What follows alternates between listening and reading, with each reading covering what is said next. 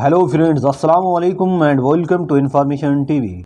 दोस्तों, अगर मैं इस धरती के सबसे ताकतवर और खतरनाक सांप की बात करूं तो आपके दिमाग में टाइटानोबोआ सांप का नाम ही सबसे पहले आएगा। और दूसरी तरफ सबसे खतरनाक शार्क का नाम मुझे आपको बताने की जरूरत भी नहीं पड़ेगी। लेकिन दोस्तों, एक सांप और शार्क दोनों ही पानी में आराम से रह सकते हैं, इसमें कोई शक नहीं। लेकिन अगर समुद्र में यही दो जानवर एक दूसरे से लड़ने लगे तो कैसा होगा? तो सबसे पहले हम मेगालोडॉन शार्क के बारे में बात कर लेते हैं। इस क्रिएचर का जमीन पर होने का सबूत हमें तब मिला जब साइंटिस्ट ने 7 इंच लंबे दांतों के फॉसिल्स को ढूंढ निकाला। और ये जानकर आपको हैरत होगी कि जब इन दांतों की मदद से एक जबड़े को बनाया गया तो वो इतना बड़ा था कि इसमें 3 इंसान आराम से फिट हो सकते थे। अगर हम सबसे बड़े टाइटानोबोआ सांप की बात करें तो 2009 में इसके होने का सबूत मिला, जिस वक्त साइंटिस्ट को जमीन के नीचे से 42 फीट लंबे सांप के फॉसिल्स मिले।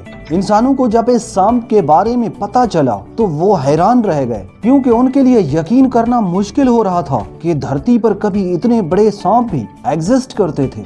दोस्तों, मेगालोडॉन शार्क आज से 2.5 करोड़ साल पहले समुद्र पर राज करती थी और ये आज से 36 लाख साल पहले ही खत्म हो गई थी। दूसरी तरफ टाइटानोबोआ सांप धरती पर 6 करोड़ साल पहले रहते थे, लेकिन ये मेगालोडॉन शार्क के आने से पहले ही इस धरती से खत्म हो गए थे। इसका मतलब ये है कि इन दोनों जानवरों की आपस में लड़ाई कभी नहीं हुई। लेकिन क्या आपने ये सोचा है, अगर धरती के सबसे बड़े सांप के साथ सबसे बड़ी शार्क की लड़ाई होती तो इन दोनों में से कौन जीतता? अपनी राय कमेंट करके जरूर बताइएगा। तो दोस्तों, अब आते हैं असल टॉपिक की तरफ। मेगालोडॉन शार्क की लंबाई तकरीबन 18 मीटर यानी 60 फीट के आसपास थी, जो कि आज के टाइम पर मौजूद सबसे बड़ी shark the great white shark की लंबाई से भी काफी ज्यादा है। मेगालोडॉन शार्क के जबड़े 3 मीटर और इनमें 270 दांत हुआ करते थे। इनकी लंबाई 3 से 7 फीट होती थी। ये शार्क किसी भी शिकार पर हमला सामने से नहीं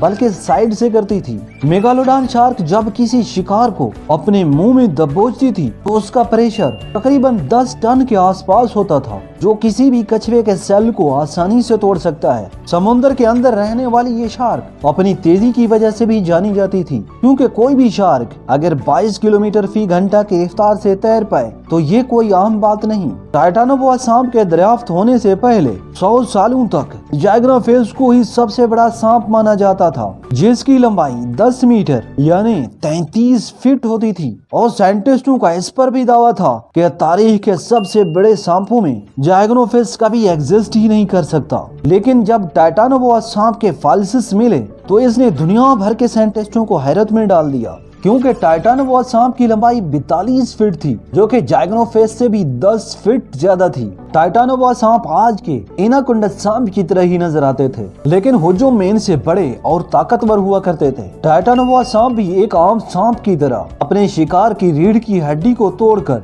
और उसके दम को घुटकर मारते थे, और ये भी अपने शिकार को तब तक जकड़ कर रखते थे जब तक कि उसको मौत न हो जाए। दोस्तों, अगर साइंटिस्ट की बात माने तो ये सांप अपना ज्यादातर वक्त पानी में गुजारते थे। मेगालोडॉन शार्क की तरह ये भी पानी में बहुत तेजी से तैर सकते थे, मगर इनके तैरने की रफ्तार 10 किलोमीटर फी घंटे के आसपास थी। ये रफ्तार तो मेगालोडॉन शार्क की रफ्तार के आधे के बराबर भी नहीं। इसका मतलब है रफ्तार के मामले में मेगालोडॉन शार्क टाइटानोबोआ सांप से काफी आगे है। दोस्तों, जाहिर है अगर टाइटानोबोआ सांप को मेगालोडॉन शार्क से जीतना पड़ता तो उसे सबसे पहले मेगालोडॉन शार्क के जिस्म को जकड़ना पड़ता, क्योंकि टाइटानोबोआ भी एक बहुत बड़ा मगर सांप ही है और ये भी आम सांप की तरह ही अपने शिकार को दबोच कर ही मार सकता है। लेकिन मेगालोडॉन शार्क के जिस्म को जकड़ना तकरीबन उसके लिए नामुमकिन होगा, क्योंकि जहां टाइटानोबोआ सांप की लंबाई 42 फीट है तो मेगालोडॉन शार्क की लंबाई 60 से 70 फीट के आसपास है, और एक मेगालोडॉन शार्क का वजन 10 हाथियों के बराबर होता है, जो कि टाइटानोबोआ सांप के वजन से भी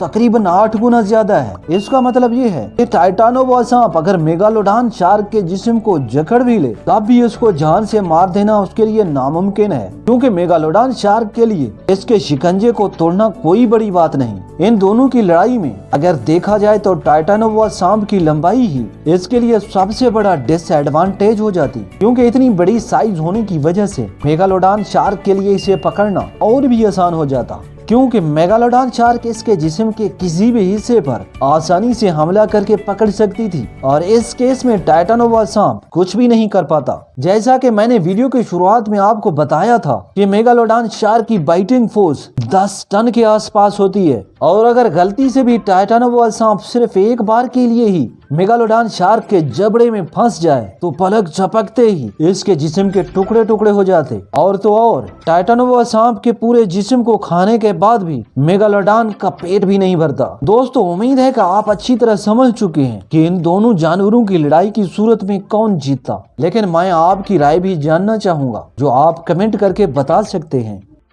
दोस्तों, वीडियो पसंद आई हो तो वीडियो को लाइक जरूर कर दें। ऐसी इंटरेस्टिंग वीडियोस देखने के लिए इस चैनल को सब्सक्राइब कर लें और बेल आइकन को भी प्रेस कर दें ताकि चैनल की वीडियोस के नोटिफिकेशन आपको मिलते रहें। अपना बहुत ज़्यादा ख्याल रखें। अल्लाह हाफिज़।